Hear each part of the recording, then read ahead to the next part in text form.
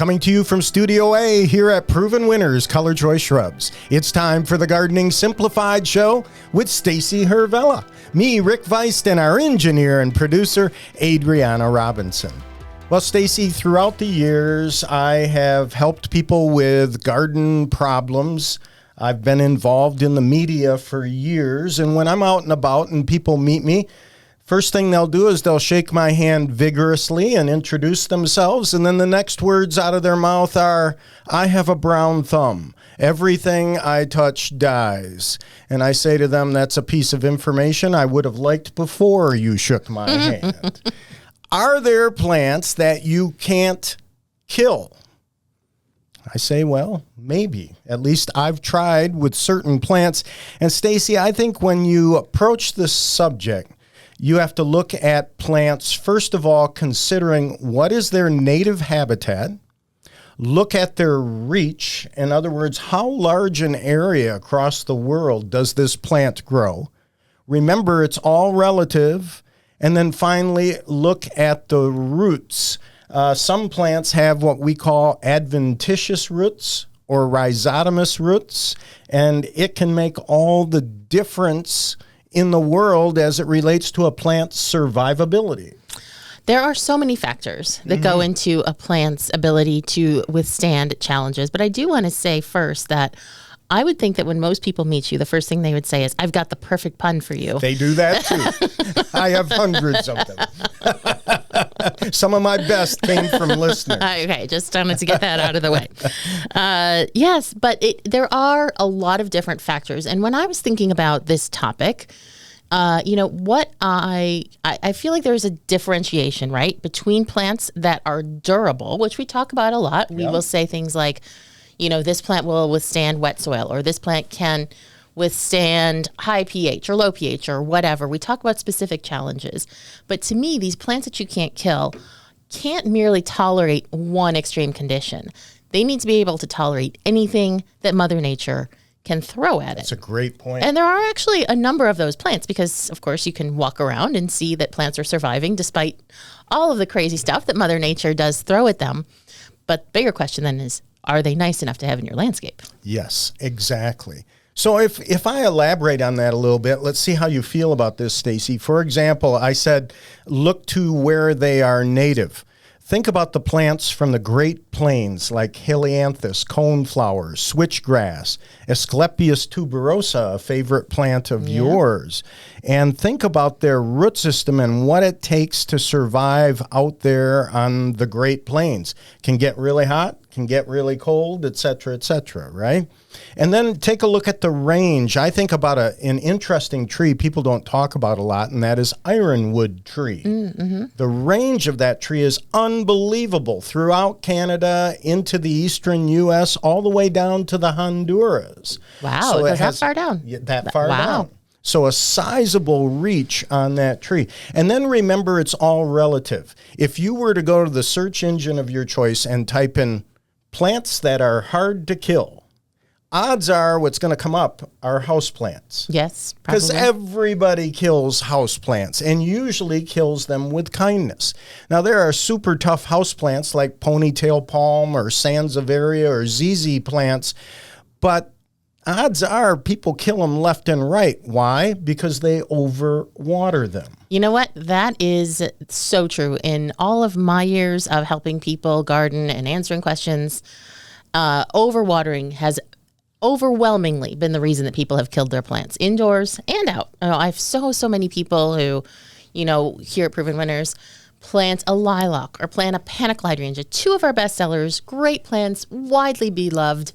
And they say, and I wanted to give it a good home, so I dug a hole and I dumped a big, bag full of compost or potting mix in there, and then I planted it, and I've been watering it every day, and now it's wilting, and so I gave it more water, and, there goes the plant. And the thing, the bottom line here, whether it's houseplants or outdoor plants, is that plants can generally withstand underwatering more than they can withstand overwatering because what they can do if they get too much, if they get too little water, is just go dormant. Yeah. Just can't deal. Just conserving my resources, putting it away for a little while. If they get overwatered, their roots suffocate. It's like you can live in the desert, but if you drown in the ocean, your life will be very short. You might be able to do 3 days in the desert if, going through there and finding some water, maybe eating a cactus if you're lucky. But yeah, in the ocean, you got to stay afloat or you're going to drown. That's why one of my favorite puns is I just wet my plants. But it's true. And with those house plants, so they kill them with watering, whereas there are some house plants, if you look at their native habitat, their range, their characteristics, Philodendron cordatum or pothos. That is a plant, and my daughter is evidence of this because I've watched her houseplants. They can shift from dust dry to soaking wet and survive. So there are a few that are tough to, very tough to kill. Today's limerick, and by the way, we're going to call it Limerick, Limb, thanks to one of our viewers, listeners, Rhonda. Thank you very much. Tougher than a choke cherry or a plant grown on the prairie. One's interest is arbitrary. Of its thorns, you should be wary. Just how does Stacy feel about barberry? Rick, how dare you? Don't make me say this on the show. I thought we were doing plants we hate next episode. Oh, okay. We can save it for next week then. Then let me ask you this question. How do you feel about daylilies or Hamaricales? Oh, jeez. Oh, because boy. Here is a perennial that is next to impossible to kill. I've pulled them out of the ground, left them laying for months, and they survived it. And again, I go back to what I originally said, Stacy. I think it goes back to the rhizotomous, adventitious, thick roots. Yeah, so that's definitely why daylilies are pretty hard to kill, because if you dig one up, you do see that they have like a nice fleshy storage root down there where they can keep moisture. And like I just said, because they are deciduous plants, if the going really gets tough, they just go dormant and then they come back next year. They store all their nutrients. Right. I do not care for daylilies. This is a widely known fact about me. Now, I don't judge anybody who does like them because I do get why people like them. Mm-hmm. I have a visceral reaction to daylilies. Wow. Because this is kind of gross, but I'm going to say it anyway. The petals remind me of diapers. Really? Yeah, they're like so thick and puffy and gross. Sorry, I'm cracking up the studio in here. I can't believe I just said this on air. But yeah, like especially the newer. So, when sorry, everybody in here, it's busting up.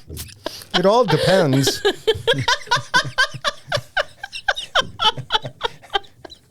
I don't know. Maybe I should just pamper you with some color commentary here. Anyway. Keep it rolling, Adriana. So, especially the newer varieties of daylilies. I will never look at a daylily again the same way. I can't believe I haven't said this to you. I feel like I say this to everybody when they ask me how I feel about daylilies, especially the newer varieties. So, newer varieties have more chromosomes. That's what makes them bigger, more colorful, everything more robust. And it also makes the petals even thicker. And I really, really don't like daylilies. I mean, besides the fact that I can't even grow them, even if I wanted to, because I have deer. And yeah, that's true. I actually have one daylily, believe it or not. It is a variegated daylily. And it's kind of interesting. So, I knew it would never flower because of the deer, but I like variegation that's like very neat and tidy. And this is, parallel variegation, so it looks really good. But it is on its last legs between the deer and the dry soil. I'm close to killing it, but I will say it has been at least 10 years that I've had it, and it's been slowly declining. So that's a good upvote. I love the Proven Winners Rainbow Rhythm daylilies, and you can get varieties that have peony flowers to them. Sorry, Walters. Sorry to our partners at Walters and the daylily breeders everywhere. Just not my taste. I just wet my plants. I think what we'll do is we're going to move the rest of this conversation to segment 4 today because there's a lot more to be said, including sharing some plants that I think you can't kill. Okay. I think people are going to want at least a list of a few plants that you can't kill and don't look like diapers. That's going to be a very helpful list, Rick. I look forward to it. Let's see what Stacy has in mind next. Plants on trial. That's next here on the Gardening Simplified Show. Greetings, gardening friends, and welcome back to the Gardening Simplified Show, where we are talking about plants that you can't kill or that are very hard to kill. It's not a dare. We're not actually encouraging you to try to kill these plants. We're just saying they're going to be very forgiving. But I do want to say, speaking of being forgiving and forgiveness, I, like many gardeners and people who are passionate about anything in life, have some very strong opinions about plants and gardening. And I certainly do not want to disparage anybody who likes daylilies. I know they are widely beloved in the garden world. I know where you're coming from. And, I just want to say I'm not judging because I like plenty of plants that people despise and would never grow. And you know what? That's just the way it is. So I certainly hope that no one took offense at my little daylily tirade there. I get that they're easy to grow. I get that they're hard to kill, but they're just not for me. Wait until we talk about barberries. Oh, boy. We'll see what happens then. But, every time we do plants on trial, of course, I always try to tie it to the theme of the show. And we're talking plants that are hard to kill. And I try not to repeat a plant that I have used before in Plants on Trial. But of course, now we've been on the air for, a good 3 years. So it's been a while. I am repeating a Plant on Trial for the first time ever. I think it's appropriate. It is appropriate because if the topic is plants that are hard to kill, there is one plant that stands head and shoulders above all of the other Proven Winners Color Choice shrubs as being very hard to kill. And so I had to feature it. Otherwise, I would have to do some sort of cockamamie roundabout way of bringing something else in. So I'm revisiting it because it's been a good 2-3 years since we covered it. And today's plant on trial, Scape Mound aronia. I think it's a great choice. And I love that plant. And if you think about it, Stacy, well, I'm sure you've thought about it. And that is that the plant meets my criteria in segment 1 where it's a native plant, yes, right? Yes, it is. With a wide range. That is absolutely true. So this is also, we call it Scape Mound aronia. Aronia is also commonly called chokeberry.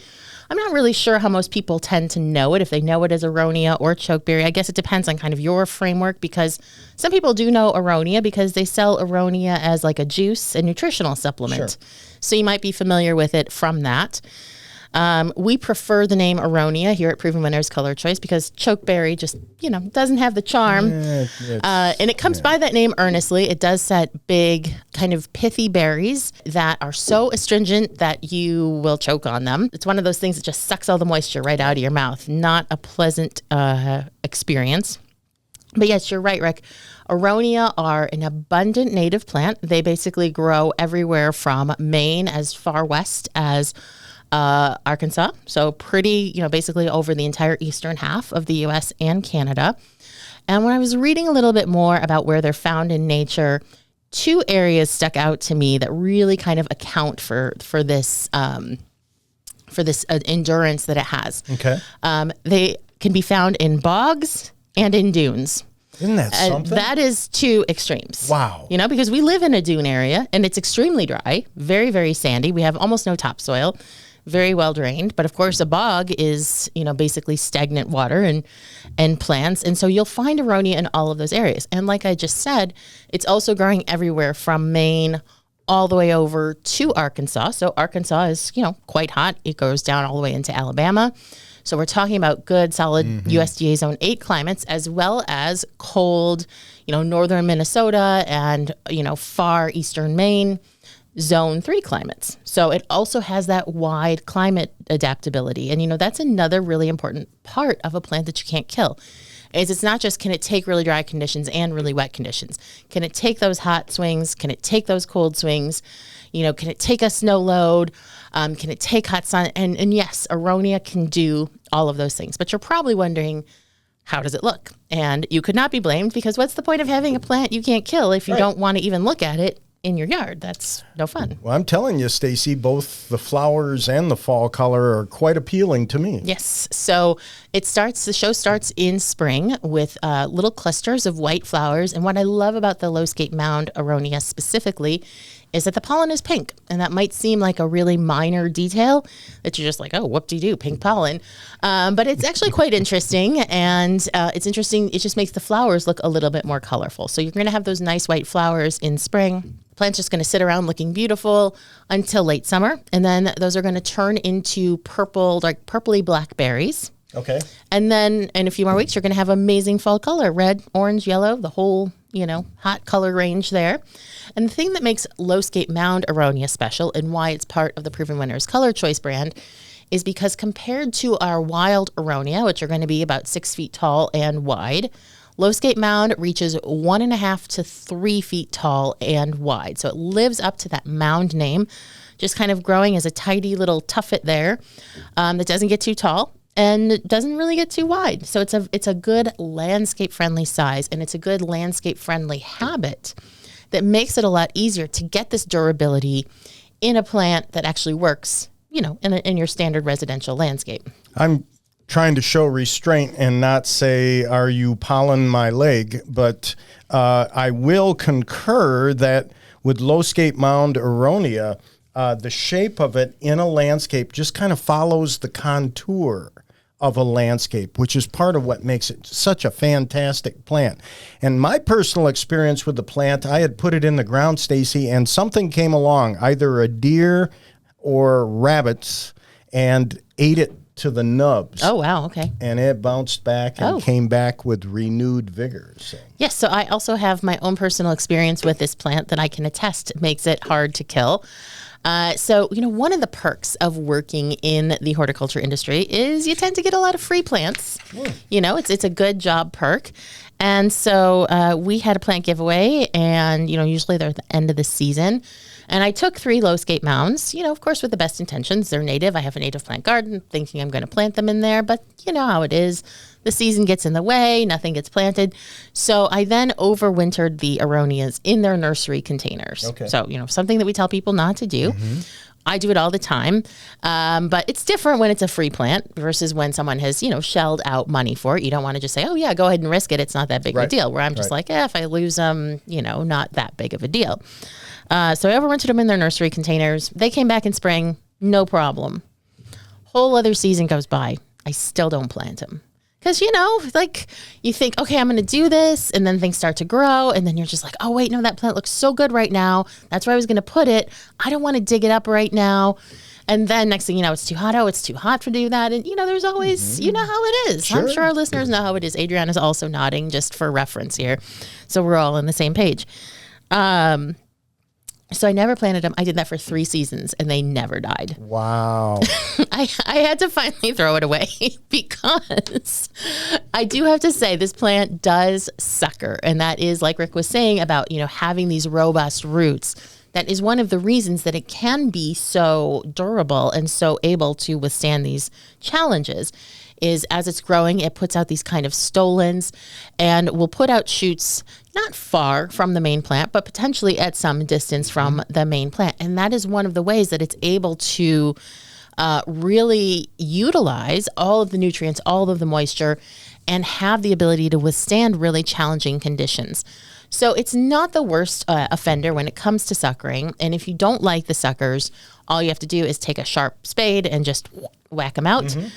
Very simple to do. But I think that it does make this plant a great choice for things like slopes, where you might have a very, wetter at the base and drier at the top. Parking lots, the front walkway area where it can be difficult for things to grow. So it's really good. It's fine to include in your landscape. You might just have to, again, plan for those suckers if they pop up where you don't want them. But yeah, it's a great choice for those really, really difficult spots. And especially if you just don't want to have to, ever deal with it. Just let it sucker, let it cover the ground there. It's a great stabilizer for that kind of, and we actually recommend it specifically for landscapers who are landscaping parking lots, because imagine how hard it is to be in a parking lot. Right. Especially in the Midwest here. We're stuck with all of those horrendous mounds of snow that got plowed together. And even though the snow has been melting on the ground, those snow mounds do not feel like they're going to melt until maybe July. And they're all like gross and dirty and full of garbage. It's really horrendous. But you know what? Those massive snow loads can go on top of low Scape Mound aronia. And when they melt, the thing is going to be there. It's going to flower. It is not even going to be phased. Yeah, those snow piles here in the north at shopping centers, when they melt in spring, that's when you find those missing shopping carts. Yeah, they were buried. Really, truly, all the time. And Stacy, and if you're keeping score at home, Stacy is talking about low Scape Mound aronia. Stacy, I would grow this plant just for the fall color. I love the fall color. Yeah, it's great fall color. And the flowers are really nice. They do attract pollinators. Of course, this is a native plant, so there just has a lot going for it. Disease resistant. You aren't going to see like nasty leaf spots or powdery mildew or anything like that on this plant. And as you said, Rick, it is not particularly deer resistant or rabbit resistant. And I did have them eat flowers off of my plants. But, you know, again, this kind of, if you have deer or a big rabbit issue, it's a plant you just need to be aware that that's going to happen. But in my experience, they didn't really damage the plant itself. They really just took the flower clusters, which does, of course, negate the potential for berries. But, you know, again, it's just something that's worth keeping in mind. If you have those super difficult areas and you just want something that's just going to look good and you don't have to think about it, I think low Scape Mound aronia is perfect for that, as well as more refined landscapes, especially if you want to work specifically with native species. It's my stump of approval. So, like I said, 1.5 to 3 feet tall, hardy USDA Zone 3 to USDA Zone 8, and available at your local garden center this spring. We're going to take a little break, and when we come back, we're going to be answering some garden questions, so please stay tuned.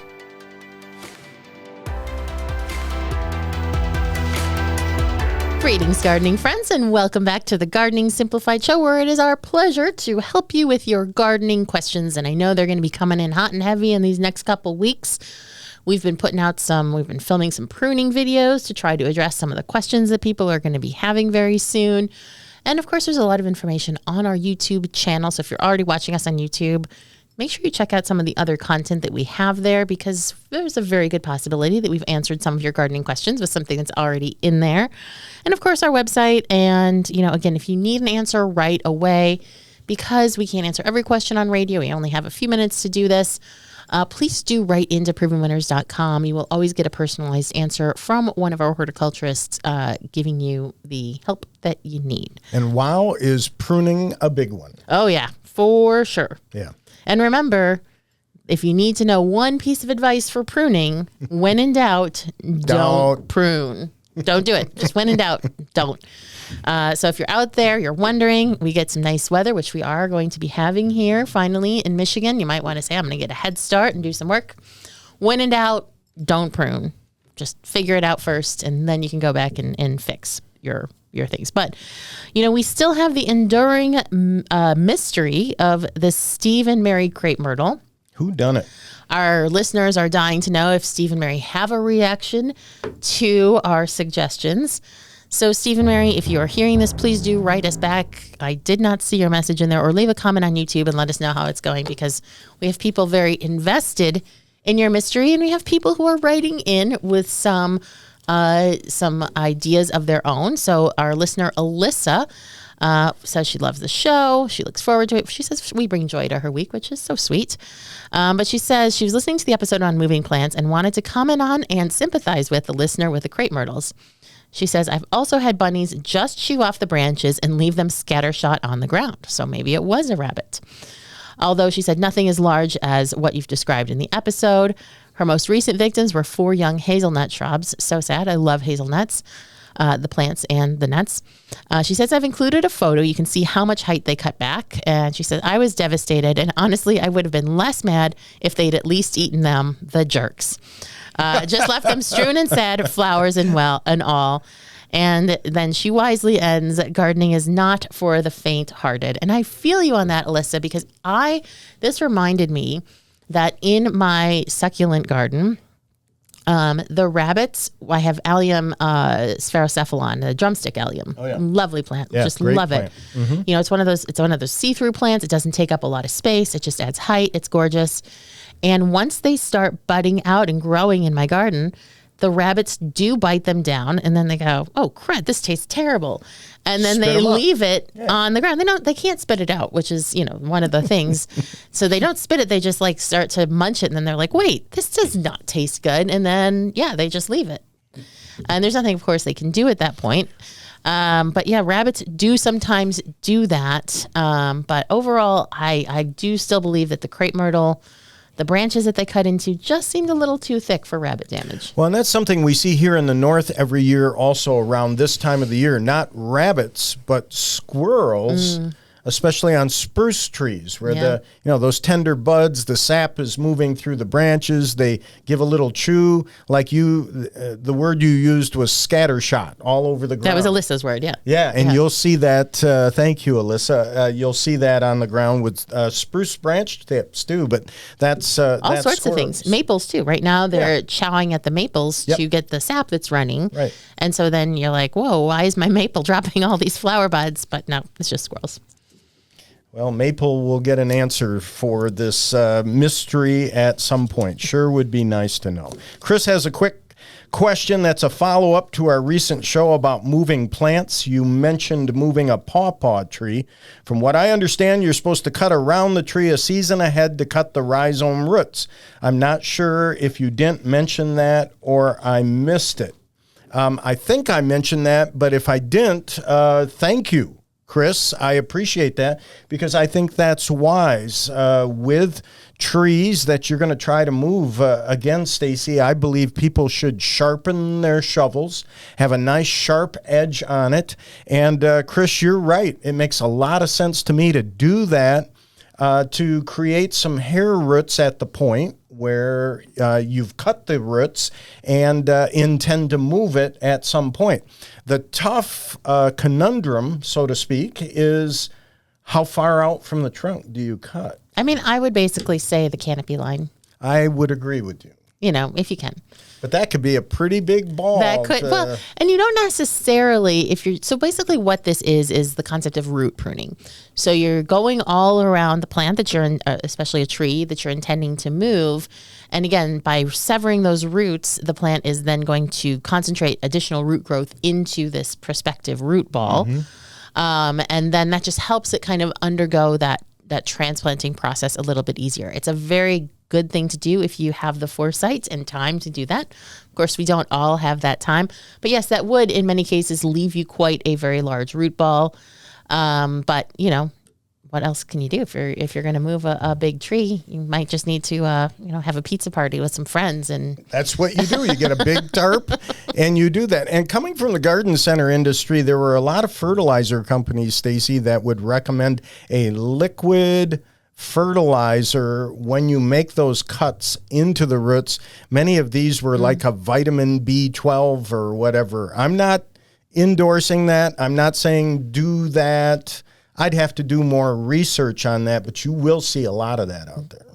Yeah, it's probably something that can't necessarily hurt, but may not live up to its promises. We'll have to dig in a little deeper on that one. Indeed. Sometime. All right. Sunshine writes, "Hi, Rick and Stacy, love your show. I'm struggling with 3 trees, 1 in my south side yard, 2 in my parkway. All 3 are Cleveland pears. Ooh.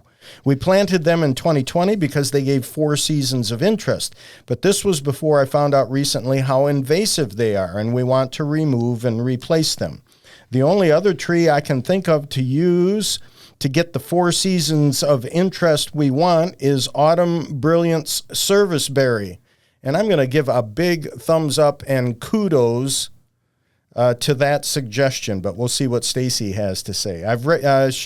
She writes here, I've read they aren't great with road salt. Are there any other trees that you'd recommend for our parkway that can provide 4 seasons of interest, can hold up to road salt? Bonus points for beautiful fall color." And she says no seeded maples or dwarf trees or anything that drops messy fruit. So, I get it. And I have to say, what do you call that? So this concept of parkways, what do you call that space? Do you know that term, parkways? Yeah. I always called it the easement, but everyone in my neighborhood calls it a parkway. Yeah, it depends on what part of the country you're in. Most people, I think, would call it a parkway. Yeah. Okay. Well, this was like this is a relatively new term for me, Yeah. but in any case, that's what Easement means if you stick something in the ground there, odds are somebody's going to come along and pull it up. Well, that can happen with the parkway too. I know. Yes, I agree that serviceberry is an ideal all-purpose replacement for Bradford pears. So Sunshine referred to them as Cleveland pears. That's just a specific cultivar of Bradford pear, but it's all calorie pear, Bradford pear, Cleveland pear, all the same thing. So I do think serviceberry is a stellar replacement for all of these invasive pears because it flowers at a similar time. It's native. It has great fall color. You can actually eat the fruit. It's delicious. You will have to be fighting the birds off for it. And it's just a beautiful, elegant, easy to grow tree. So when I was looking it up, I did not see anything that says that they're particularly salt sensitive. And I do want to mention that, road salt, the salts that they use on roads if you live in a cold climate, has changed a lot. Way back in the 70s and 80s, the road salt that they used was absolutely catastrophic to plants. Awful stuff. Now they're mixing in stuff like beet juice. Yeah, there's all sorts of different things that they do. And so road salt is definitely not as problematic as a lot of us tend to think that it is. Now, there's certainly plants that are extremely sensitive to salt, and you would want to avoid them. But, I don't think that the issue of what they use nowadays is going to be as big of a problem for a serviceberry or Amelanchier. And the other thing you need to know about road salt is as long as you are getting sufficient rainfall and or you have irrigation, those salts leach out of the soil quite easily. So it becomes more of an issue if you aren't having good rainfall or a droughty season. But overall, I wouldn't necessarily let that scare you away from the serviceberry. But I did want to write a couple of different options that I thought about. You could try Cercis, redbud. That one does have some papery fruits, but they're not really messy. And they don't self-sow like maples do, self-sowing everywhere. You could try Temple of Bloom heptacodium. Sure. Another great choice. Crusader hawthorn is a plant that is in the Proven Winners Color Choice Trees line. It is a thornless hawthorn. It's native. It does have fruit, but the birds will take care of those for you. And then finally, I do have kind of a left field choice for you, and that is Persian Spire parodia, also known as Persian ironwood. Yeah. And this is a beautiful tree for fall color, and it has amazing foliage. You're not really going to get the flowers. It does have quite interesting flowers in late winter. They're brown and red, and I love them. But this is definitely one of those tree replacements that your neighbors are not going to have, and I think that most people would really, really like. So Persian Spire parodia should be on the market. A couple this year, but certainly increasing in the years to come. We got to take a little break, and when we come back, we are going to answer a few more garden questions, so stay tuned. Welcome back to the Gardening Simplified Show, Plants You Can't Kill episode. Let's take a look at some of these plants as promised. Stacy, I have bamboo on my list. It has a higher strength to weight ratio than steel and concrete. That's a pretty tough plant. Yeah, you might wish you could kill it. Exactly. For some people who have planted bamboo. Not so much of an issue for us through the Midwest, but certainly in some milder climates, bamboo can be a very problematic, though beautiful and interesting plant. There will be people out there dealing with weeds that will bemoan ground ivy, which is in the mint family. Many times you know it's in the mint family when it has a square stem. Or if you're trying to grow one of these cool season grasses here in the north and you get Bermuda grass, that's another grass that it feels like you can't kill it. Agapodium, lily of the valley. I'm going to say lily of the valley and then send your cards, emails, and letters saying, Rick, don't say lily of the valley, but that's a plant. You talked about daylilies. I'm going to talk about lily of the valley. Yeah, you can't kill it. I have, as I've talked about on the show before, a personal connection to that plant. But yeah, it's a nightmare. If you don't want it, it is an absolute nightmare. Yeah. Violets, adventitious roots, seed pockets underneath the foliage, glossy foliage that repels herbicide. I'm just saying that violets are, for a lot of people, a plant you can't kill. But they're so lovely. Oh, and I'll tell you, if you have the good fortune of seeing a baby bunny munching a violet in your yard, you will be very glad it's there. It's really just a delight. I feel like a terrible person now.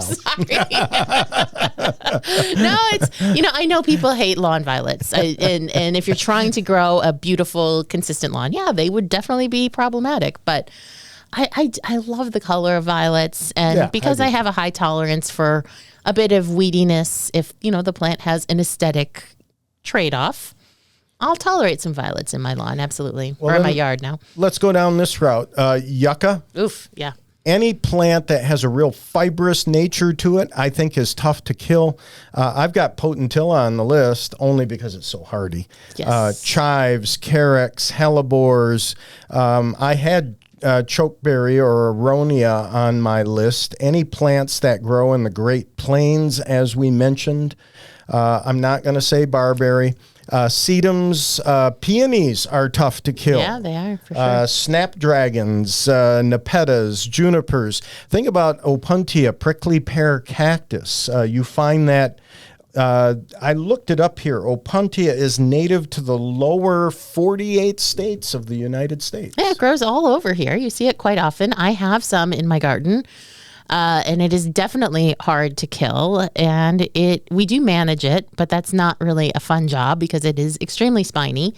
And my Opuntia in my garden is so happy that it also spreads by seed, as well as spreading by its, foliage. But I love it. It's just a cool plant to have. I do too. I love it. There's some people who just can't stand it. But of course, you could kill Opuntia if it was too wet. It would die pretty quick within short order. And another one I'd throw, again, just talking about the characteristics of plants that are tough to kill. When you go out to Cape Cod and you look at Rosa rugosa, and people will say, don't ever plant, and it is. It's listed as an invasive plant. They call it beach tornado or beach tomato because of the hips on the plant. And, of course, it spreads by suckers and the tomato-shaped rose hips, spiny, tough, durable plant. So that gives you an idea. Again, I say you just take a look at where's it native to, what's its reach, what's the root system like, and it's going to tell you a lot about how tough that plant is. We got some mail from Trish. Let's see. Trish says, hello, Stacy and Rick. Huge fan of your show. Thank you very much, Trish. Southeast Pennsylvania, Zone 7A, Old 6B. I inherited a very steep slope, 40 degrees. Wow. With our new home, it's densely covered by chameleon plant. Dun, dun, dun. Oh, boy.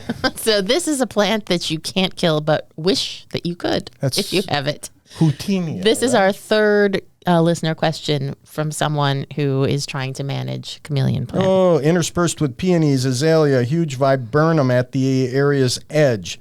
So Trish sent along some photos. The viburnum successfully shades out the offender. The local extension office told me the only option is to move. No, I threw that in there. The only option is to eradicate the chameleon plant, spray with Roundup. I garden organically, not an option. I broadcast a pre-emergent last spring and cut back the plants before they set seeds. My question is, can I plant taproot plants like Baptisia, Euphorbia to shade out the chameleon plant over time? Professor Google is less than helpful. Thank you very much, Mulch, for any advice. Oh, I like your sense of humus there, Trish. And I have a solution for Trish. But okay, let's hear what yours. You have. Well, because it's a 40-degree slope, I'd go to a store. I would not do the Roundup thing, and it's not going to work anyhow. It doesn't work. Yeah, that's what I was going to say, too. Even if you were open to using herbicide, Trish, it doesn't work on that plant. It beads. So this is a semi-aquatic plant. They sell it for use in ponds. Yep.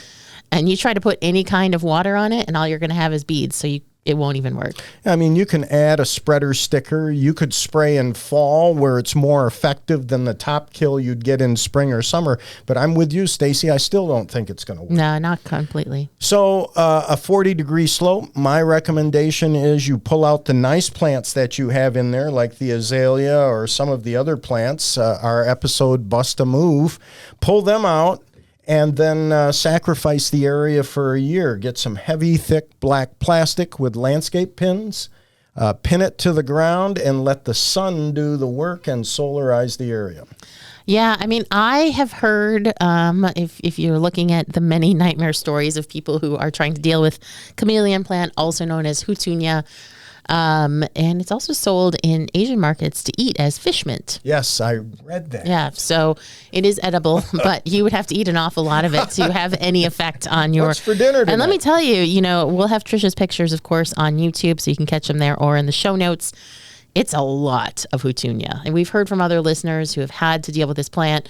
It's a lot that she's trying to deal with. And I think that I've heard that even the solarizing is, not a permanent solution. And basically, you don't have to worry so much about the seeds of this plant. It's primarily spreading through its runners. And its runners are conveniently brittle. So as you try to remove them, Correct. They break, and any little tiny piece that you have in there is just going to turn into a new plant. So yeah, this thing is definitely a plant that you can't kill and will wish that you had. Now, dryness will certainly help, but you can't really just suddenly change the drainage on your slope. If you could somehow get more sun in there, I think that could potentially help as well, because that will obviously help the soil be less moist. And I don't necessarily think, as you'll see in the pictures, Trisha's viburnum is quite large and quite beautiful. I think you can still just, kind of put the if you want to do the solarization route, just kind of put it around those plants, not too close to their base, and those should be fine, and then you can manage it. But yeah, I think overall your best bet is probably going to be hand pulling.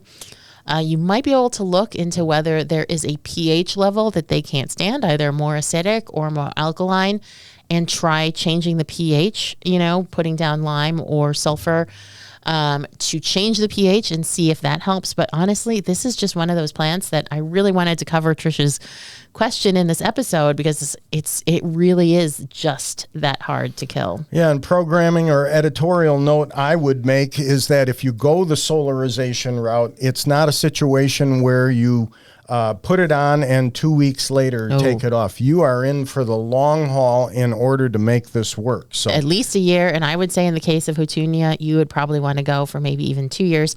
But I wouldn't be surprised if this thing could pop through your plastic. And it would be, you don't want to use like a stretchy kind of plastic. You want that really super heavy duty landscape fabric. So that would be a lot of work. But, and so we didn't answer her question, which was whether planting deep taprooted plants like Baptisia and Euphorbia could help shade them out. I don't think it could hurt, especially a Baptisia, because it is taller. So if you plant smaller perennials, I think what's likely to happen is the Hutunia is just going to pop right up in the middle of them. They're not likely to pop in the middle of Baptisia. So that is one potential. Obviously, she's seeing some success with the viburnum shading out the Hutunia in its vicinity.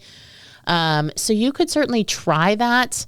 But I would also, anytime you're planting out there or anytime you have some frustrations to get out, I would go out and dig a little Hutunia and just make sure you are burning it or, throwing it away. Do not ever compost this. And don't give it to anybody else. Of course, Trish seems to know what a nightmare it is, but just saying. All right. Well, Lily asks us, my Forsythia is not flowered for me yet in zone 5B6. With this winter, I feel like it's zone 4. Yes, I agree, Lily. It's in a south-facing area, and this will be its third year that it's overwintered there. If it doesn't flower this spring, what can I do? And I think it's too early for Forsythia yet. Well, so she says that it hasn't flowered in 3 years. Oh. So she's consistently had an issue with it not flowering. Okay. And, always the number one reason when a shrub isn't flowering, it's almost always improper pruning. And basically what that means is it was pruned at the wrong time. So for the earlier a plant blooms in the season, in spring, the more likely it is to bloom on old wood. So basically what that means is that last spring, after the Forsythia bloomed, or would have bloomed in Lily's case, or maybe your case, it took a little rest, and then it immediately started making its flower buds for the next year. So it's going to have those flower buds on it, basically June, July, August, all the way through the time that it blooms the following spring. And a lot of people will do, a fall prune as they're kind of doing their garden cleanup, or they will prune it in spring, just thinking they're doing, a spring cleanup. And if you cut it at either of those times, you are cutting off the flower buds it has already made for that season. So the best time to prune, the only time to prune a Forsythia without negatively impacting the flowers is immediately after it flowers in spring. So if it is a pruning issue, stop doing that. Your plant should be just fine. But also shade. Now, Forsythia is extremely shade tolerant, but of course, the more shade it's in, the less well it will flower.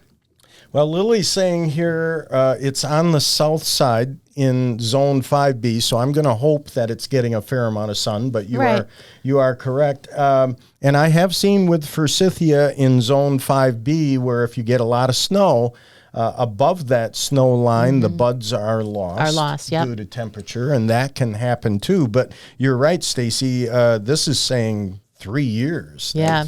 And, so the winter, that's another good point, though. And I did want to mention that, Lily, and to anyone else who is maybe struggling with the same issue. Forsythia is, not all Forsythias are the same. They might all look the same when you see them in bloom, but there's actually a lot of variation out there, different varieties. And there are some Forsythia that are not as hardy as others. And so depending on how you got this, where you got this, when you got this, it might not be as hardy as other varieties. Of course, unless you kept the tag or there's still a tag somewhere on it, there's no way for you to really know that. But I would say if it's still not flowering for you, I would, and it's not a pruning issue, I'd consider moving it. Sometimes, as we talked about in our moving show, there can be different factors that, we don't know since we aren't seeing a picture of the plant. So consider moving it this spring if you still don't see any flowers. But again, hopefully pruning is the answer because that's the simplest solution. Or take it out and replace it with a proven winners variety? Well, yes, hopefully that would, it's certainly ours are, nicer and denser in the way that they bloom, but they still can't withstand improper pruning. Sure. And ours are hardy to USDA zone 5. So that does, usually it should be fine, especially for someone who's in on the edge of 5B and 6. Normally wouldn't be an issue, but it does depend on where you're located. But again, I'm hoping it's a pruning issue because, those are always frustrating for the people who said, I thought I was doing the right thing by pruning it, but at least it's easy to solve. Sure. Roger asks, love your show. I plan to convert a portion of my Zone 7 sunny lawn to a perennial bed.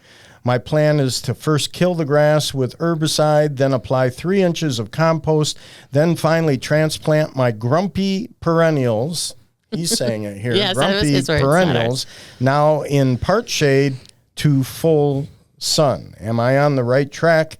Any recommendations? I would say that timing is everything, and if I were doing it, I would use the solarization process on grass in August and then make the move with the plants in September. But that's just how I would do it. Can you spray with an herbicide to kill it off? Absolutely, and the bottle will tell you how soon you can replant afterwards, and it's usually pretty quickly. But you are correct in trying to get that grass taken care of first before we do anything else. Yeah, you don't want to start with grass in your bed. I think you are on the right track, Roger. The only thing that I would add, and the reason that I wanted to specifically answer your question today, is that before you spray herbicide, you should mow and put your mower on the lowest setting.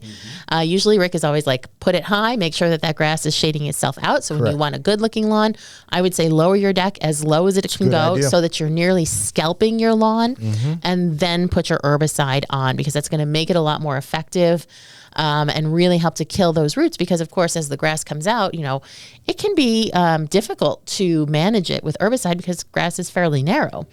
But by scalping it, you're going to get that immediate. So mow it really low, immediately spray your herbicide, let it die, then put down your compost, and then I think you can plant if you want. And if you can't wait until fall, I think it's perfectly fine to do this in spring. You're in zone 7, so actually your time to do this is probably not that far off. Roger, you're setting an example for people because you're recognizing these grumpy perennials need to move. They need more sunshine. So kudos to you for being willing to bust that move. Randy writes, Stacy and Rick, I'm truly ready for spring and summer. I have 2 of your, lo and behold, blue chip dwarf butterfly bush. Lovely plants. I agree. I'm curious when to or should I trim them back for the spring and summer? When should I fertilize them? I noticed roughly 2 weeks ago on one of them, they had already started leafing out. Should I do anything to it now? And Stacy, we addressed this last week in the lavender show about how folks have lots of questions on pruning both lavender and budlias. Yeah, for sure. So, I always try to tell people when they ask about pruning, no plant strictly needs pruning, but in many cases, spending the time to prune will give you a much better looking plant. It will give you a better bloom. And to me, butterfly bush falls firmly in that category. If you don't prune butterfly bush, what happens is they get very tall. So even a dwarf variety like Lo and Behold will get taller, and they don't flower all over. They only flower at the tippy top. And so you don't get, like, if you look at the pictures on our plant tags or on our website, or certainly what you're going to be seeing here on YouTube, you can see they're beautiful. They're just covered in flowers, and you're not going to get that look unless you prune them. And if you don't believe me, take a walk around your neighborhood. Everyone has like that one house in their neighborhood that's not very well taken care of, you know, or it's like a rental and no one ever does anything.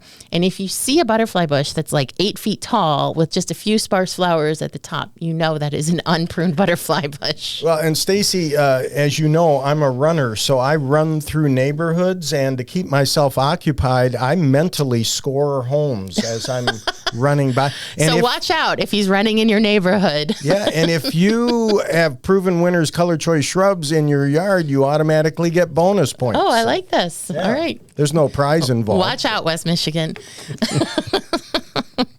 So yes, you should prune them. You don't have to, but I think you'll be much happier with the result. And they should be pruned in spring. So this is a case where, much like the lavender, yes, you should wait until the plant tells you where it wants to be cut back. So once you see that new foliage starting to emerge, you just want to cut above where a very large, healthy bud is emerging. And with a butterfly bush, I would recommend that you cut back pretty much as far as you can. Don't just cut off like a couple of inches.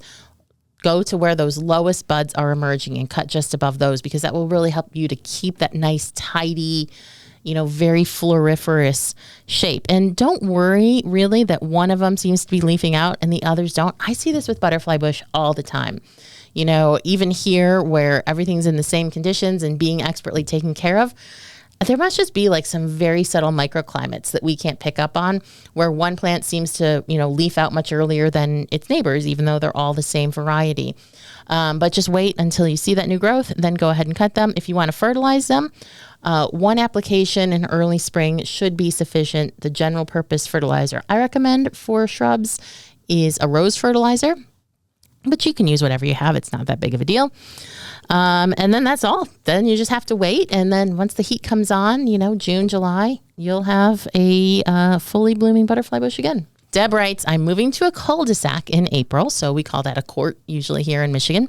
And the road in front of the road I'm moving to is full of trees. I think it's disappointing that the road I'm moving to has no trees, and most of the front gardens or parkways have been changed to off-road parking. Wow. How can I gather community spirit and get each house to plant a small patio tree and have pots and flowers?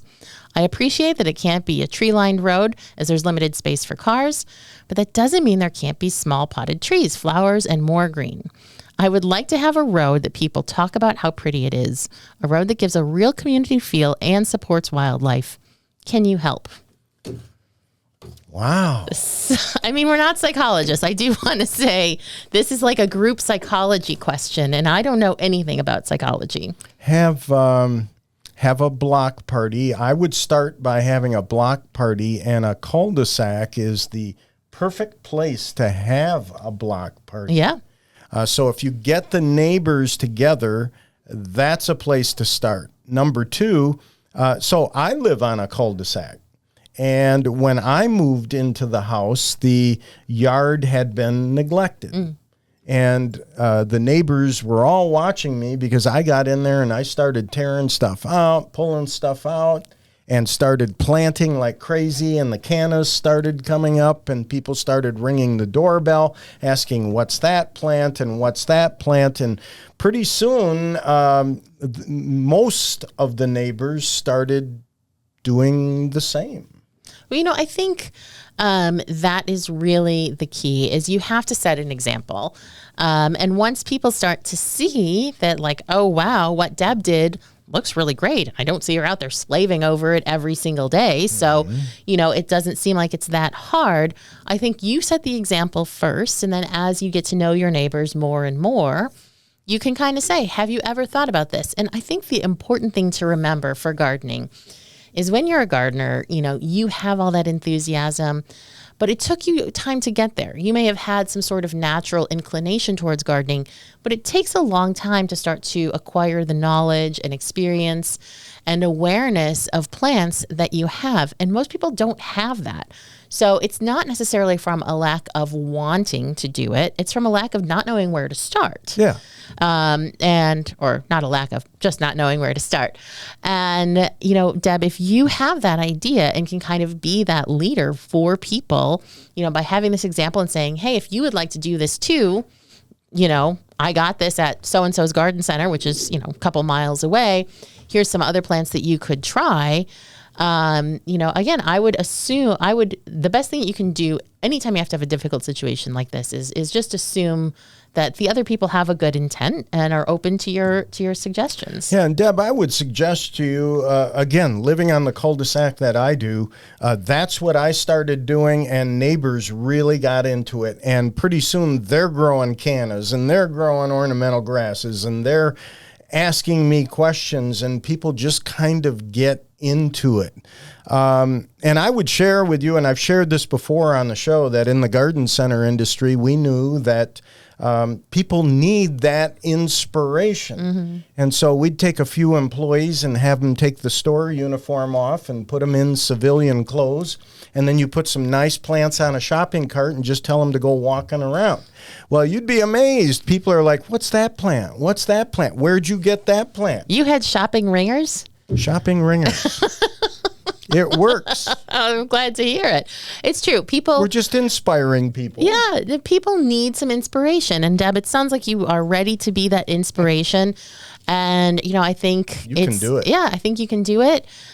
Find some photos maybe on Pinterest or online about, kind of what you are hoping to achieve. And slowly, I think once people see the payoff, they should come around. But, they have to see how great it is first. Sometimes you do need to lead by example and show them rather than tell them it's going to be great. I call it weed by example. I knew you were going to say that. Yeah. That's why I didn't say it myself. Mm-hmm. All right. So with that, I want to thank you, Rick. Thank you. I want to thank all of our listeners who wrote in and all of you listeners out there. And of course, thank you so much to Adriana for doing all of this great work and keeping us Adriana. Laughing through this entire episode. I want to make clear to everybody, she has absolutely been a part of the laughter. Yes. Even if you can't hear her, she's back there trying to keep it under wraps. So she's not just like staring at us sternly. So anyway, thanks to all of you. I hope you have an absolutely wonderful week ahead. We'll see you next week.